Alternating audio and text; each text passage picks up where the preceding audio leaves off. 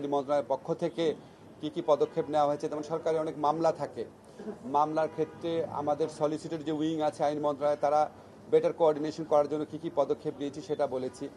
আবার ওনাদের যে আদালতগুলোতে ম্যাজিস্ট্রেটের, ওনাদের যে ডিসি অফিসগুলোতে ম্যাজিস্ট্রেটের আদালত রয়েছে, স্থান সংকুলনের সমস্যা, সেটা সমাধানের জন্য কি করা যায় সেগুলি কথা বলেছি।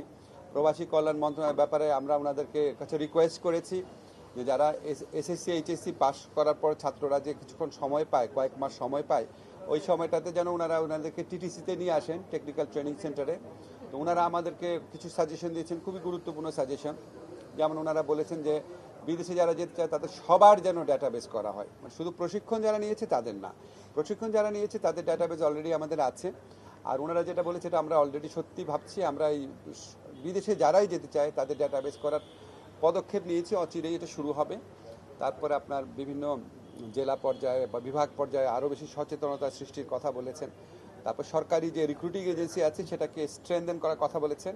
এবং আমাদের কাছে ভালো লেগেছে এটা ভেবে যে আসলে এটা তো আমরাও ভাবছি। ফলে আমি দেখলাম যে ডিসিরা যে বলে যে ওনারা প্রশাসনের কেন্দ্রবিন্দু এবং ওনারা আসলে অনেক কিছু জানেন, ওনাদের বাস্তব অভিজ্ঞতা খুবই চমৎকার।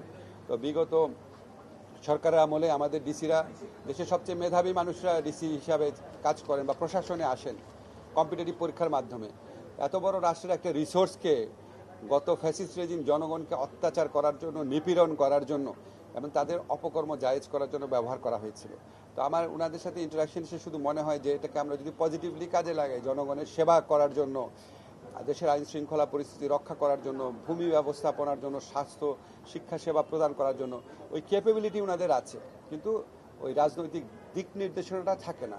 তো আমরা আশা করব ভবিষ্যতে বাংলাদেশে যেই দলই ক্ষমতায় আসুক, কোনোদিন যেন আমাদের যে প্রশাসন ক্যাডারে যে অসীম আমাদের সম্ভাবনা শক্তি রয়েছে, এটা যেন জনগণকে নিপীড়নের কাজে না লাগিয়ে আমাদের সংবিধানে যেভাবে বলা আছে জনগণের সেবা করার কাজে যেন লাগায়, এটাই হচ্ছে আমার প্রত্যাশা থাকবে। আমাদের অ্যাটর্নি জেনারেল সাহেব আছে, উনি আরও কিছু অ্যাড করবেন।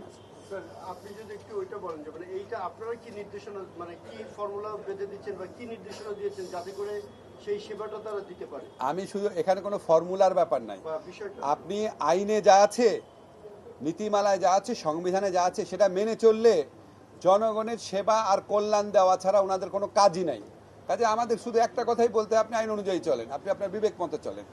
আর এটা তাদেরকে জনগণের প্রতিপক্ষ হিসাবে যে ব্যবহার করা হচ্ছে এটা হচ্ছে সম্পূর্ণ আইন এবং সংবিধান লঙ্ঘন করে।